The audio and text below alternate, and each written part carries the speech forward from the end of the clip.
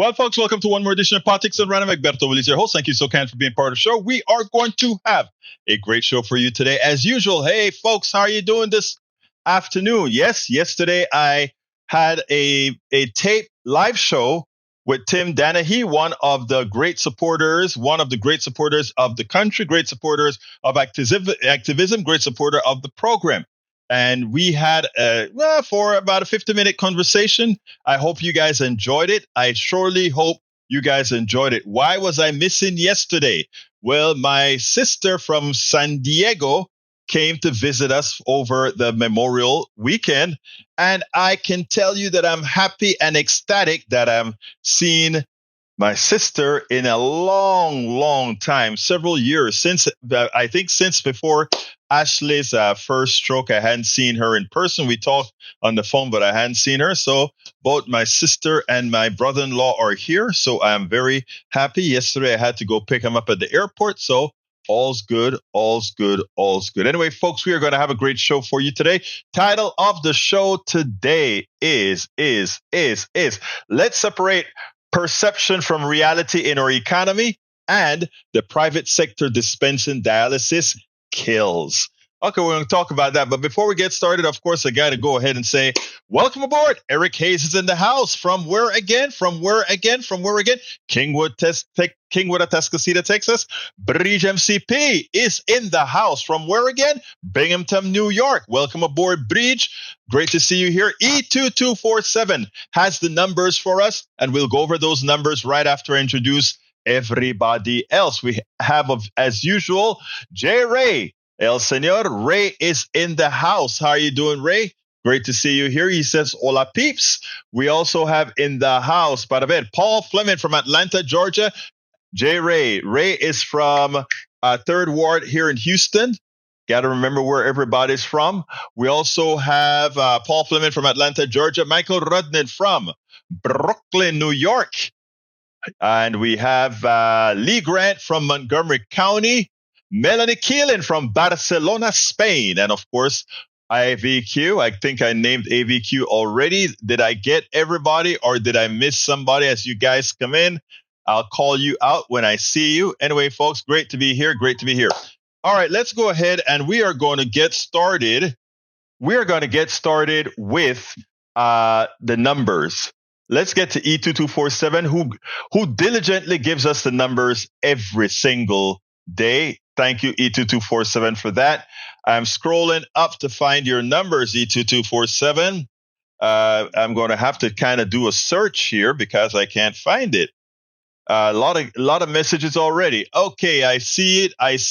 Let's see. Israel shall submit a report to the court. I saw that already, but I want to get to your numbers. Let's get to your numbers. All right.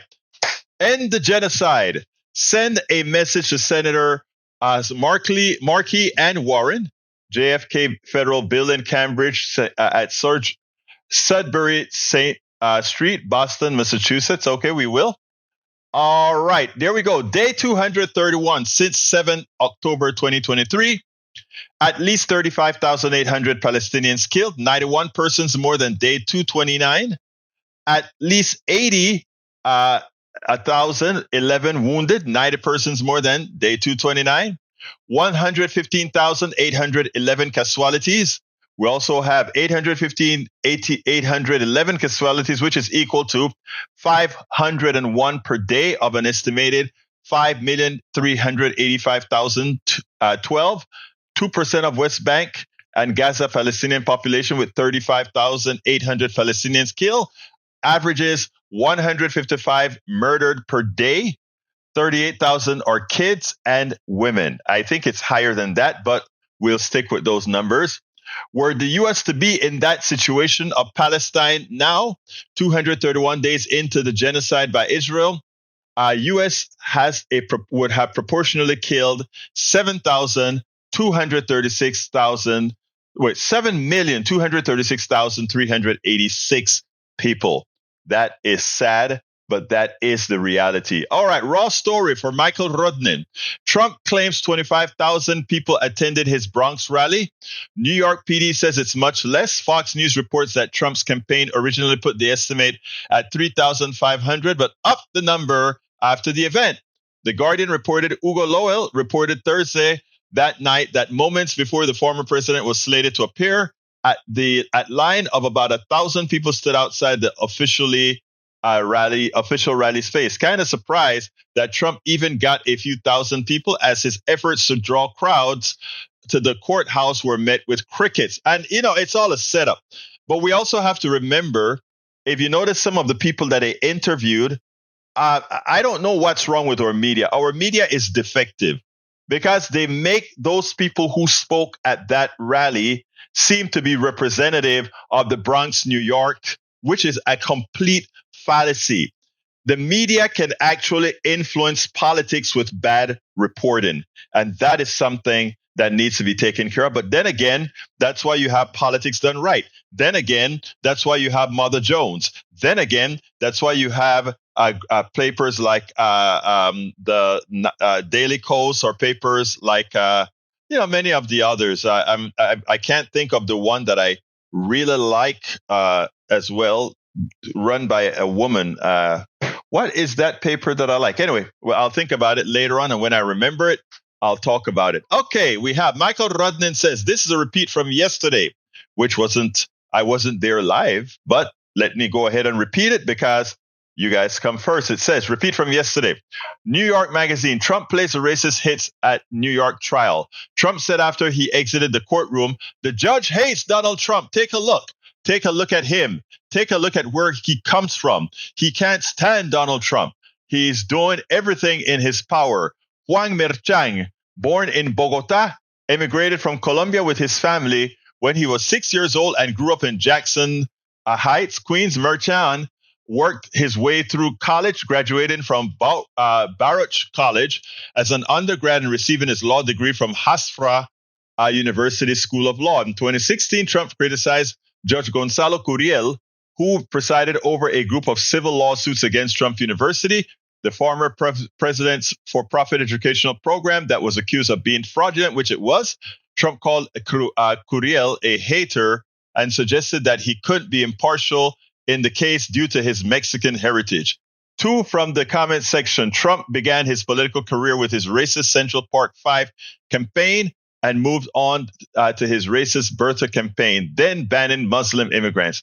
When Trump campaigns on making America great again, he's referring to prior to our Civil War. Typical Trump, accusing people of bias without being able to point out any decisions that were actually biased. He attacks people instead of addressing the issue on their merits, usually because he doesn't have any basis to complain about how he's actually doing. But remember this also. The judge that is protecting him right now is a Colombian-born judge. What is her name? The one who's going over the not the leaked documents, but the confidential documents. You know, that one? Yeah, that one that he shouldn't be giving out. What's her name? Can't remember her name, but somebody's going to put it in the chat in a little bit because I have the best audience in the world. All right, what else have we got here? Eric Hayes says, Biden's demoralizing speech to Morehouse grads in 2013 commencement address. Obama stressed opportunity. Mr. B patronizing grads. Sad should be discussing opportunities. That is right out of the right-wing machine. He actually gave a lot of opportunities, and he also told them what he intended to do for them. But, of course, you didn't see the speech, so you just parrot what was told to you by the right. You got to do better than that. All right, what else have we got here? Para ver. Rest in peace. Sad news about lawmakers' daughters doing mission work in Haiti, getting murdered by gang thugs. Didn't hear that one. Try to do good. Yep, a lot of that happens here as well. Bridge MCP said family is great. Yes, it is. All right, continuing. We also have Paul Fleming said early voting often draws a torrent of vitriol from Trump, who falsely claims he lost him the 2020 election. No, not pursuing an early voting strategy in 2024 would be political suicide, said Brian Scrimmon. the chairman of Wisconsin Republican Party. Deb Denny is in the house. Deb Denny is from, I remember, Indiana. Now, the city, I can't remember, but I know she's from Indiana. Michael Rudnin says, Eric, Trump has long-standing habit of overestimating his crowd size. Just remember the beginning. Lee Grant says, I like how the Trump rally was in AOC's backyard. Yeah, and what's the point? I mean, it won't help him. Bridge MCP said he pays people to stand behind him. More for blacks. Yep, pay them a few dollars and get them to speak in the camera, and it'll be fine. It'll be fine. Okay. What else have we got here? Paul Fleming says one of the clear messages from Chief Justice John Roberts is not to even trying to restrain Alito and Thomas, open family partisans, to the point of even releasing an Alito written opinion gutting anti-gerrymandering rules under the VRA. Is that he is unconcerned, it turns out, about the court's reputation or moral authority. He and his conservative majority are going to implement their political and religious visions and impose it on the rest of us. They know none of us can stop them. Yep, that's what I always spoke about, the undemocratic nature of the Supreme Court, which is the reason why we must retain the Senate, we must regain the House, and we must retain the presidency. And the Senate must add 4 new justices to the Supreme Court. I repeat, they must add 4 new justices to the Supreme Court. All right, let's see what else we have here. Michael Rane says, Lee, AOC's backyard is Queens, not the Bronx. Tell me you don't know New York without telling me you don't know New York. Hey, Lee, you should have asked Brother Rudnin before now. Okay, Deb Denny says Eileen Cannon. Thank you, Deb. Eileen Cannon. She is Colombian, isn't she? I'm pretty sure Eileen Cannon is Colombian. Let me see. Eileen Cannon, is she Colombian? Let's see. I think she's Colombian. Meanwhile, Cannon was born in Colombia and was raised in Miami. So, Trump, what's the point of your argument? One Colombian likes you and the other Colombian doesn't give a damn. Okay? Just remember that. You just don't mean too much to these people. All right. Paul Pittman says, Tennessee, several sober drivers charged for DUI, all arrested by one officer.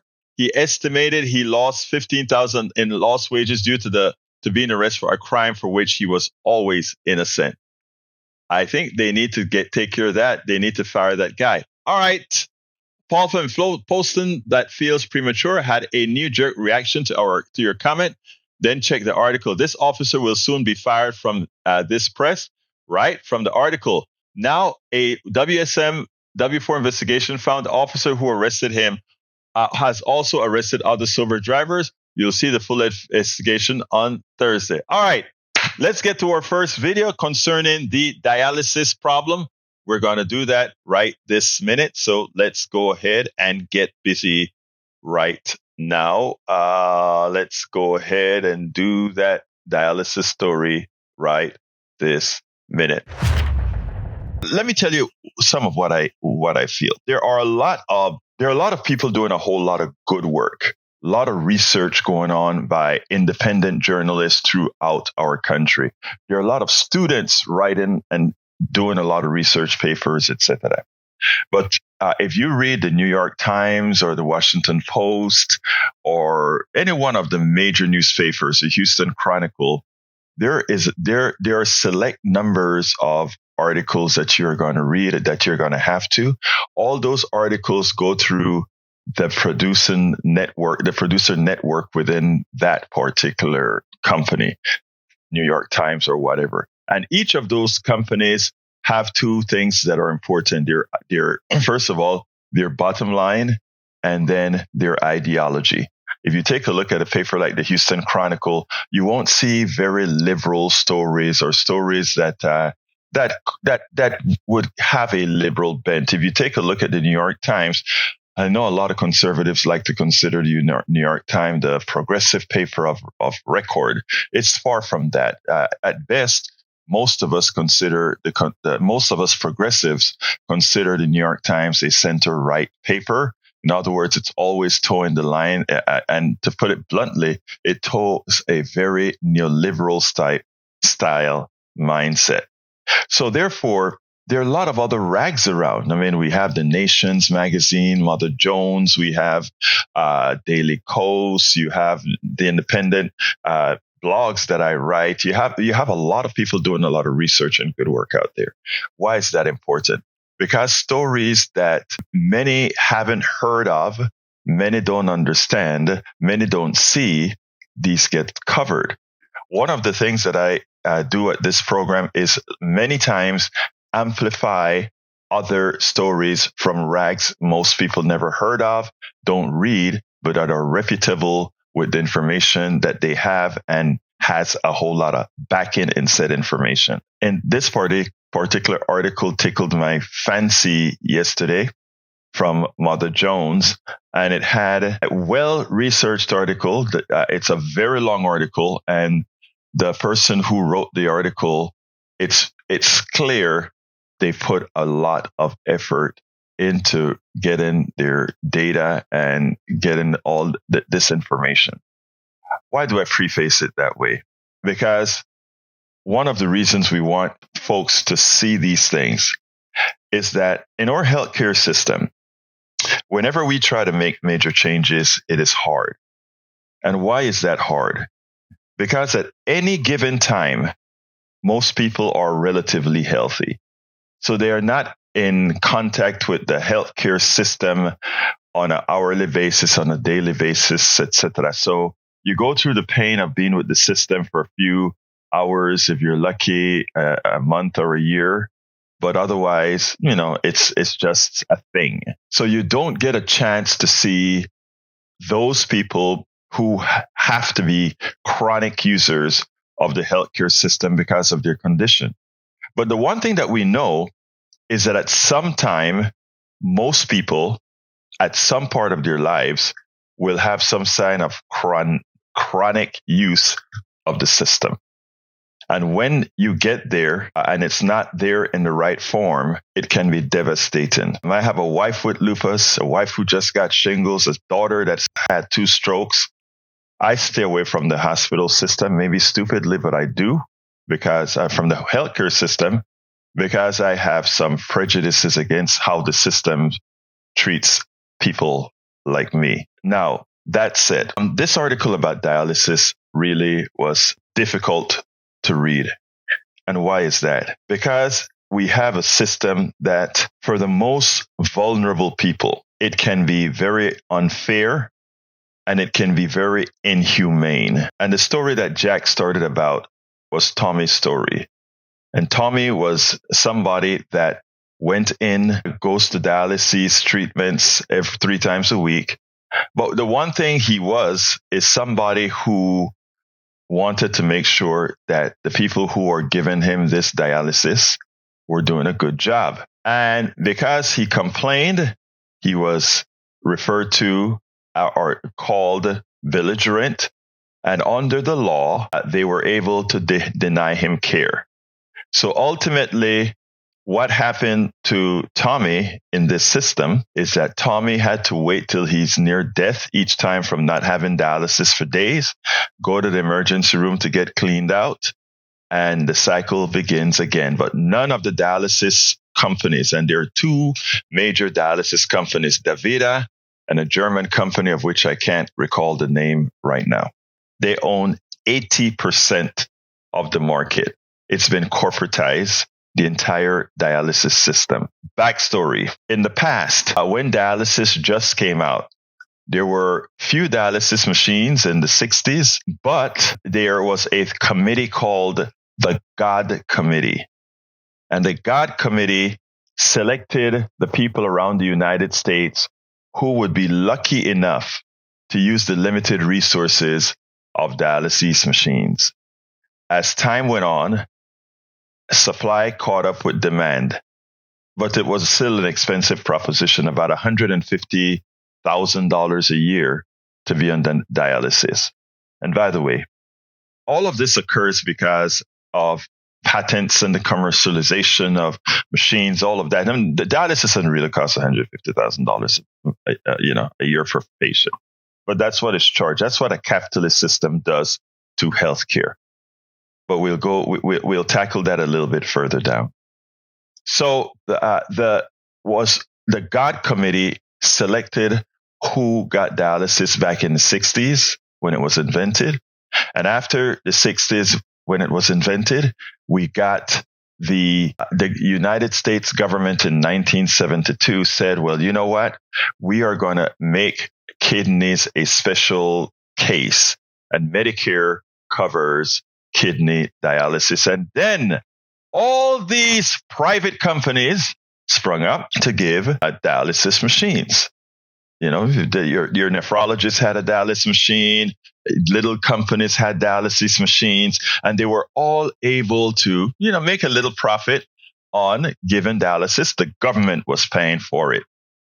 Socialized medicine with the assistance of the private sector delivering the care, which meant somebody who owns that dialysis company or that little doctor's shop made a few dollars. Not extraordinarily so. Look, I wouldn't have had that layer at all, but hey, we had that, and that worked for a while.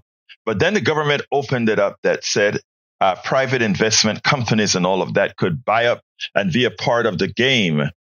And when they became a part of the game, they started buying up all these little dialysis shop around the country, your private doctor's dialysis center, your small company dialysis center, and they bought it all up, and now they own 80% of the market, two companies. What that means, of course, is that we have a great welfare system for these companies.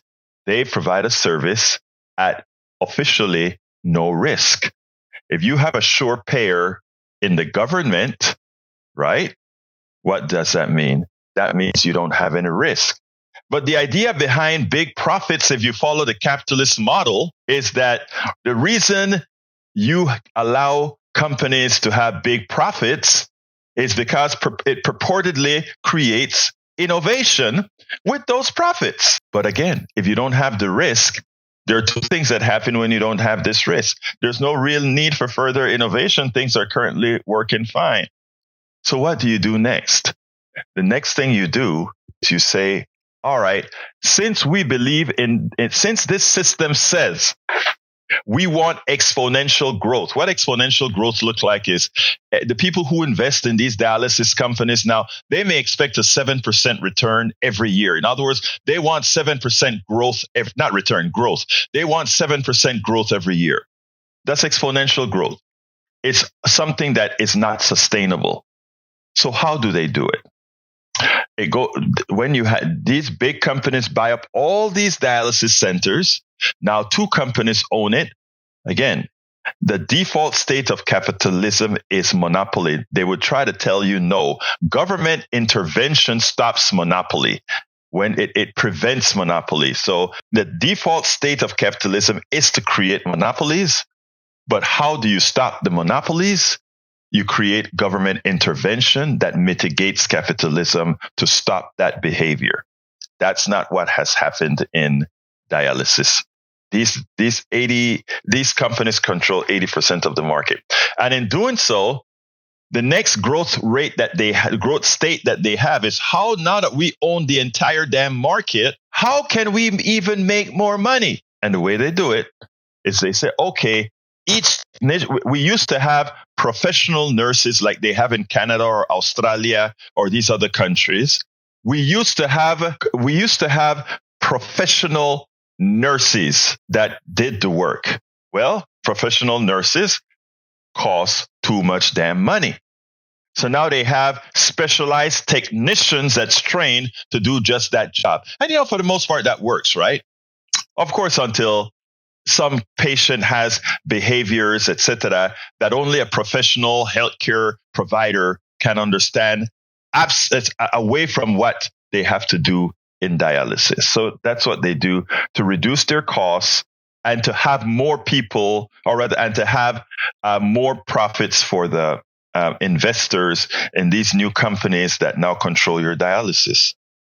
And when that doesn't work, they start using cheaper material. So what a lot of patients were noticing is they were using cheaper bandages that cause rashes on people, that hurt people, etc. And according to the law, a dialysis center can can bar somebody from taking dialysis if they become a problem patient. The CMS, Center for Health, I don't remember what it stands for, allows them to go ahead and deny service to these people. And they ask them, if you're going to deny service to this patient, try to find them another place. But if find them another place, no big deal. The patient just have to see what the patient can do. Wait till they get sick enough to go to the dialysis, to the emergency room, which is what happened to Mr. Tommy. So these patients are starting to complain that their bandages don't work right. The nurses don't know what they're doing. They're not really nurses anymore. So the service declines and they start to push people through like cattle. If you go to a Davida Center, according to the article, and I see them all around Houston, and I imagine you see them all over the country. You go to one of these places, you're like a cattle, just giving people through. They have to get you into the machine, sanitize the machine, go back into circulation and do it. And a lot of it wasn't doing right. And if you go ahead and complain about your bandage, if you complain about your service, they start to put inside of your record that you are a problem client, a problem patient. And that record follows you. And so what they're doing is they're building the case that this person is going to complain about our service. Let's build the case so that when we cut the plug, we can have a case that says this person has been a problem client for a long time, a problem patient for a long time. That is what our system devolves to, a healthcare system that is based on profit and not humanity. I'm going to talk about the profit in a little bit. So what we find is in a country right now, over 5,000 people at this time, right now, have been told that they cannot use these services anymore. And these are people that ultimately wait till they get very sick, go to an emergency room, their blood gets taken. Oh my God, you're in renal failure. We got to give you dialysis right now. And then you wait till you get sick again and you get dialysis again and again in the emergency room at a higher cost that we all pay. All of this because these companies that control the system want exponential growth, not only exponential growth, but they want the ability to go ahead, do as they please to make for their shareholder. We spend a lot of time deconstructing the news, trying to parse it into a form that everybody can understand. We try to find those little nitpicks where it flies above the fray, etc. If you really like these videos that we do, I want to ask a big favor. Please go ahead. Number one, subscribe to our channel. And number two, please join if you can. Thank you so kindly for watching. Keep watching. Please remember to share. We must populate the entire internet with our progressive message, a message that we know is what most Americans say that they want. So help us, please join. Let me tell you some of what help us, please join. Anyway, when I read that story, it was quite upsetting because, as it turns out, once again, the corporate sector are finding ways to deny you care. And they do it in such esoteric ways constantly. It is a fight that one has to continue to fight over and over again. Let's see what we got here. Eric Hay says, all doctors will encounter a problem patient at some time in their career. Maybe a patient is highly irritable and can act out due to inconveniences such as a long wait. Perhaps they are chronic self-diagnosers who refuses to follow medical directions or whatever. Problematic patients create stress for office staff. In fact, one study found that doctors make more diagnostic errors when dealing with difficult patients compared to a neutral patient. Disgruntled patients are likely to broadcast their displeasure online by writing a poor review or logging a patient complaint. These negative testimonials hurt your ability to attract new patients, particularly if you don't proactively monitor and manage your online reputation. Fortunately, there are methods to effectively cure for problems, patients that can employ to increase satisfaction. And look, when it comes to online doctoring, all you have to do is, as they say, monitor. Again, and generally, if you treat a patient like a human being, at 99.99% of the times you get a good review. To put it bluntly, the one doctor that I respect, and I'll name him here on my show, Tejas Mehta. Tejas Mehta, Tejas Mehta, Mehta. That is the first time I felt comfortable with a doctor. The first doctor I thought actually treated me like a human being. And the first thing I did when I left that office was to go to Google and write a good review for that doctor. Because again, I have been so used to poor healthcare. And this one person did right by me the very first time in my entire healthcare life. So no, Eric, in general, if you do your job, it's fine. Debs Dennis says, so it looks like YouTube is censoring my comments. Here's what I said. Don't know why people are accusing Biden of genocide, then turn around and complain that he won't send 2,000-pound bombs to attack Rafah. Trump told Netanyahu to raise Gaza and take care of the problem.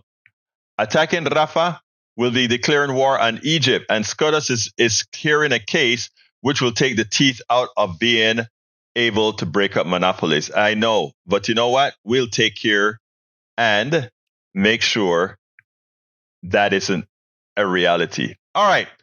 Michael Rudnin from Jacobin. I've previously covered the recent revelations that Meta's popular Instagram app was developed with full internal company understanding that it was actively harming users, especially young girls.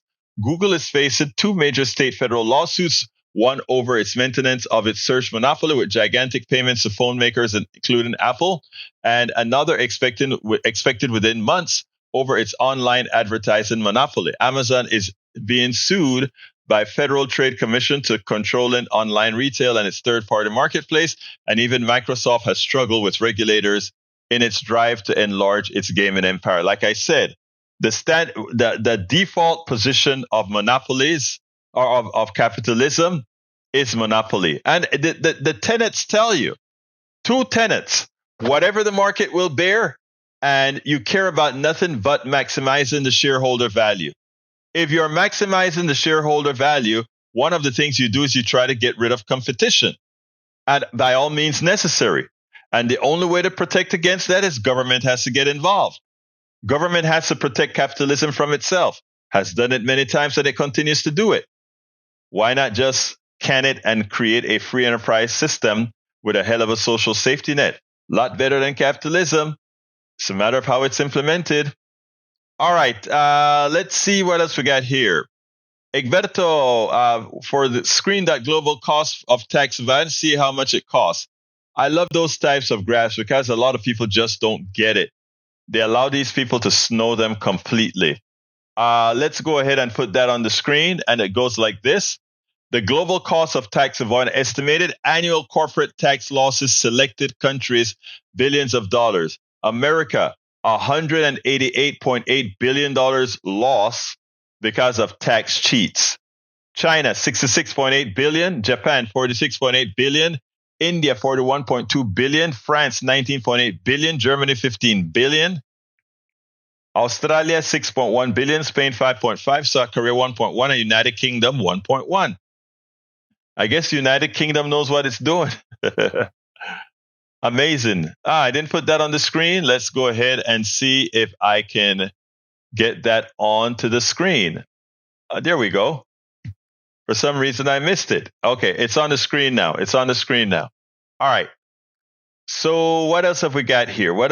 Persuasive Barrier says, what do you see Project 2025 doing to combating chronic corporatism?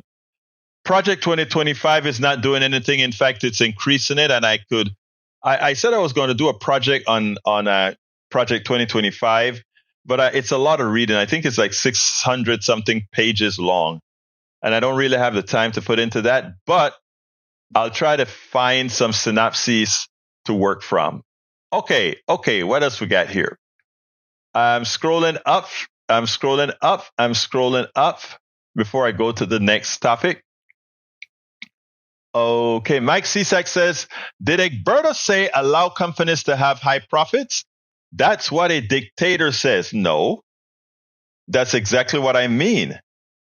A company is a corporation is a false entity created, and we determine what are the laws that govern that newly created being, that newly created corporation. And yes, one of the rules that we give is how it handles taxes, how it handles capital gains, how it handles its revenue. That's if we are going to create a new entity, you put it's like an object oriented design, right? Within that object, you put all the parameters for that object, and one of it is what about profits? How do you handle profits? It's just like we had a rule in capitalism where if you have capital, we created the rule that says capital is taxed at a lesser rate than wage income. That's another rule. Do you complain about that? No. So there we go. Consistency. That's one thing with me. I'm consistent. Monopolies only came about by government dictate or laws. Huh. Well, I can't answer that because that's just patently wrong. Completely. In fact, it makes absolutely no sense. All right. Scrolling down, one more to go. We got, let's see, E224 with a heat index between 88 and 90 for 4 days. Oh, that would be like winter for us here in Texas. Our heat index is over 100 degrees or somewhere in that vicinity. Anyhow, as you guys know, the economy is doing, our economy is outperforming every economy in the OECD, just about every economy. Our inflation rate is down, our employment is at record levels, etc. But Americans don't seem to know it, and we have all the progressive intelligentsia telling folks, why is it that Americans aren't feeling it? And they talk about perception and they're not feeling it. Well, when you ask a particular question, how is your personal economy? Everybody talks about their personal economy doing fairly well, but the state economy sucks. The national economy sucks, but I'm doing fine. This is calculated indoctrination from great pieces written by the right. One of the reasons that we write all the blogs that we write, one of the reasons we do all the things we do to increase knowledge is exactly because of that, right? So we have Steve Ratner, who kind of put some sense into the nonsense. And we have a lot of work to do. We have to improve a lot. We have to make the corporations pay more.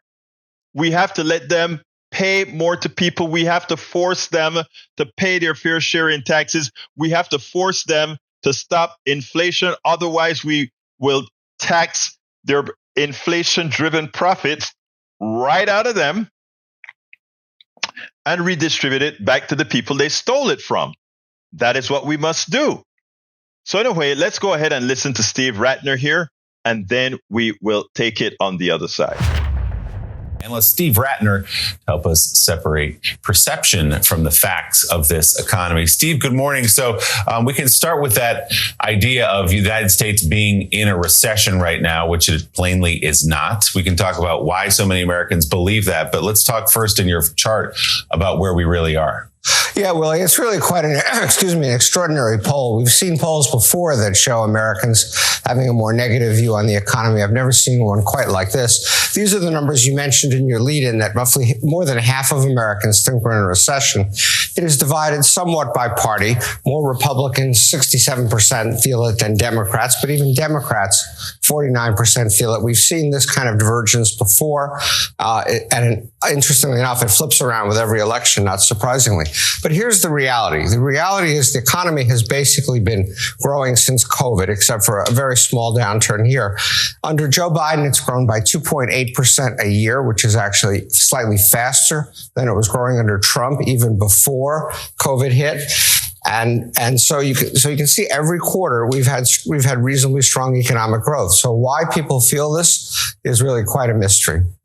So, Steve, what about, this other sort of low unemployment, a surging stock market, and yet ... How do you explain what's going on with the economy? Yeah, you get the same kind of news results when you look at those kinds of things. 50% of Americans think unemployment is at a 50-year high. 50% think it's at a 50-year high. Unemployment is actually at a 50-year low. It's really amazing. Unemployment is below 4%. It's been below 4% for months and months now. And it is, it's just extraordinary that people think we're at a 50-year high. You can see some of the highs over here. Another issue is stocks. Half of Americans think stocks are down this year. Stocks are actually up 11% this year. They're up 45% since Joe Biden took office. Complete disconnect in people's minds between perception and reality of the stock market. Well, it's there are some people who are legitimately feeling the pinch still. And yet, though, overall, Americans have a very negative perception of Biden's economy. And is that fair? What do you see? What's interesting, and we've looked at some of these numbers before, is that if you ask people how their own finances are, about 75% think they're okay. And that really goes all the way back to 2018, pretty consistently. What's happened in the last number of years, and not just under Biden, but it really started back in about 2019 or thereabouts, the perception of how local economies are doing has deteriorated, and the perception of how the national economy is doing has deteriorated. So people have created this dichotomy in their minds between the national economy, their local economy, and themselves. What's also interesting, most recently, and these are from some other polls that have come out lately.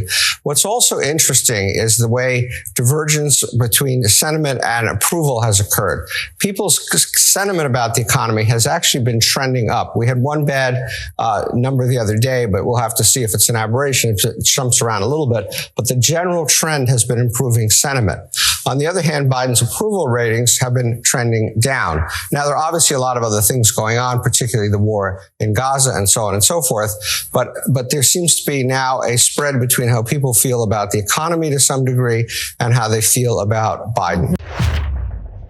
And that is what's important, for us to know the facts, the numbers, etc. Now, you're going to have those who simply, for ideological reasons, simply because they don't have an affinity for numbers, or they don't have the proclivity to follow numbers, etc., that they are happy to convince themselves of the lie because it fits into how they think about something. I can't help that. I honestly can't help those who want to remain uninformed, those who want to remain ignorant. That's your call. Now, it is okay to say you don't like a particular president just because he doesn't have your ideology.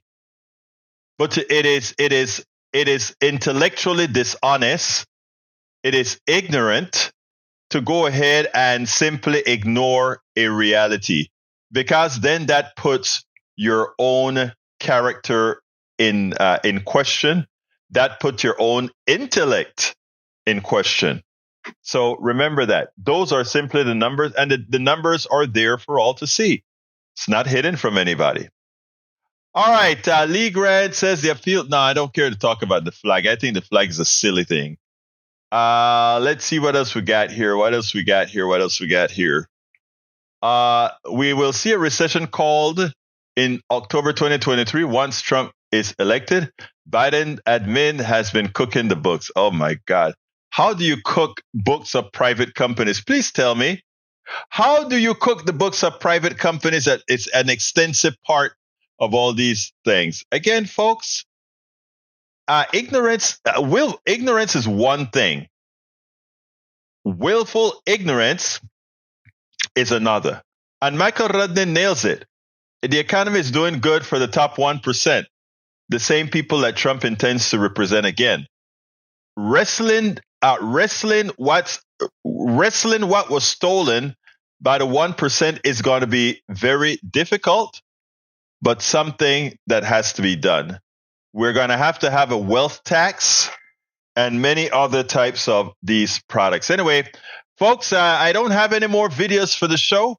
I don't have any more items to cover. So now it's all up to you, either in the chat or you can give us a call at 281-823-7747. Again, that number is 281-823-7747. Egberto, how do you cook the books as a private company? Ask Trump, overvalue your properties for the purpose of bank and investment, undervalue them for tax purposes. The guy's a thug. Bridge MCP says only some are willfully ignorant. The rest are brain dead. Sorry. Well, again, I can't argue with that because I just don't know, but I'll cop to it. Mike C6 says, Egberto, I'm talking about government reporting. There was a massive change in jobs back in fourth quarter 2023, about 750K erased. Oh my God, we still have the aggregate numbers that are there all the time. And there's no difference in what you see occurring in the adjustments than you see under Trump. It's funny, you're saying the books are cooked. They correct the numbers, but the books are cooked. If the books are cooked, why bother correcting the numbers?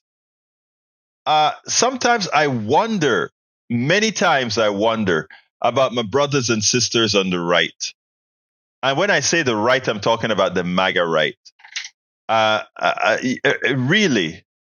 Really, madre mía, ¿por qué es que piensan así? Why do you think that way? Why do you think that way? Is it so hard to be educated? You have a good platform here under which to be educated. And that's what we try to do every day. But anyway, brothers and sisters, we got it. Anybody wants to call in? 281-823-7747. Come on in. Let's do it. 281-823-7747. Who will be the first call of today? Mike C6 says each month the jobs numbers are changed from a previous month to the negative. Not all the time it's to the negative. There are times it's been zoomed up as well. Take a look at all the updates. Some of them went up, some of them went down. That's just the nature of the beast. It's not only in the Biden administration, it occurred in the Trump administration, it occurred in every administration. Come on now. Persuasive Barrett says, speaking of cookbooks, Trump and crew erased his job number performance with his last year in office. I know. Then he says when people conflate higher prices because of corporate greed to the fault of the administration is lacking in education or willful ignorance. Exactly. We said that, and that is an exactly true statement. Persuasive Barry said he had a perfect economy. Perfect economy, all right. Perfect economy, all right. Not a chance. People need to learn things like, well, I won't go there. All right. CSAC monopoly from Greek, as described by Irving Fisher, is a market with the absence of competition. Exactly. All right, folks, we don't have any other topics to discuss at this point. So therefore, it's all about what you put in the chat, or if somebody calls in to 281-823-7747. Let's hear from you. 281-823-7747. A lot of you in the chat. Come on in. Printing money causes inflation. Milton Friedman is the daddy of capitalism. One of the most evil frauds there is on the planet. He's the one who, if you look up his speech in Wikipedia, he said we shouldn't be worried about the environment. We shouldn't be worried about moral values. The sole purpose of the executive is to maximize shareholder value. And with that comes great bonuses for the executives. Think about it, folks. So once you mention Milton Friedman, it's almost as bad as commenting about the devil. Persuasive Barry says, how about Trump bringing murderers to the stage at Brock's rally after yelping about the FBI trying to kill him? I know, actually Trump wouldn't do that, but we need to parade those people. We should have paraded those 5 guys in front of Trump in the Bronx. I think it would have made a difference, right? Yeah, I think so. All right, folks. 281-823-7747. Una vez más. 281-823-7747. Una vez más. 281-823-7747. 1-823-7747. Okay, if nobody calls, there we go. Tom Zarnik, how are you doing, my brother? Talk to me. Yes, hello. How are you? I am doing great. Let me take it off of the speaker so we don't get that feedback. Bear with me 1 second. I'm going to do it right now. Yeah, I'm going to fix that feedback right this minute. Bear with me. And that feedback is now officially fixed. Talk to me. All right. Okay, I don't have a limerick today, but this talk about monopoly has gotten me. I was looking it up, and I had an economics class, a couple of them a while ago. But one of the things you don't talk about, and we don't talk about enough, is oligopolies and duopolies. And when you talk about a company like Exxon or some of these other big companies where they don't have total control of the market, but they're part of a small group, a cartel that does control prices and controls production in the market, and that affects prices directly. And everybody, I know that Mike Cisak and Eric, they talk about government causing monopolies. Well, at one time, and in some cases, government does cause monopoly if it's an essential service that requires consistent production or consistent service all the time. So, at one time we had a telephone company as a monopoly, but then we just determined that wasn't necessary anymore. In some states, utilities are monopolies because you can't really have competition when you have fixed assets and you have lines that electric transmission lines and all that have to be under one central control. But in some cases, you can have competition, and you should. And the government has allowed regulation to go off and let the market bear. But now we're seeing something that happened just recently with this with Ticketmaster and controlling prices for concerts, and what the government allowed them to go in and do whatever they wanted for a while. Now they're finding out they've created a monopoly and shut out competition. So now the government may have to step in and try to break them up or ensure competition in some other way. And I think it's a complicated concept, and we need to make sure we understand exactly what's going on. And I was looking up at the Sherman Antitrust Act, and I think that what's happened over the years, especially since Reagan, we have the government through the FTC or whatever other agencies are involved in looking at what's going on with monopolies. We have stopped understanding how prices are fixed. And this goes to your situation where you talk about greedflation and all that. And the problem is that we don't have enough regulation when it comes to corporations. And there's a delicate balance, and I understand that. You can't over-regulate. But I think we're in a situation where we're under-regulating a lot of these companies and allowing them to reap record profits without reducing prices when the market is indicating that the prices should be reduced. And we're allowing a lot of these companies to just keep going on and determining that with the cooperation of other companies, like in an oligopoly, where they're actually fixing prices, and we don't know it because it's behind closed doors. Look, let me tell you, Tom, you nailed it. And it's there for all to see as well, right? And the easiest one to show is with the oil companies, as you mentioned, because when the oil prices start to fall, what do? They artificially cut production simply to keep the price of oil high. That is anathema to supply and demand, the supply and demand that is supposed to run a capitalist society. It's anathema to that. But we are, those of us that are environmentalists, we're glad about it, right? Raise the price so that people drive less. But if it were following the market as they'll have you believe, then as more of the supply appears, that's what you have to put on the market because you've got the supply and you have the demand. But it is really a fraud on the American system. Anything else you need to add, Tom, before I move on to my ask? Okay, real quick.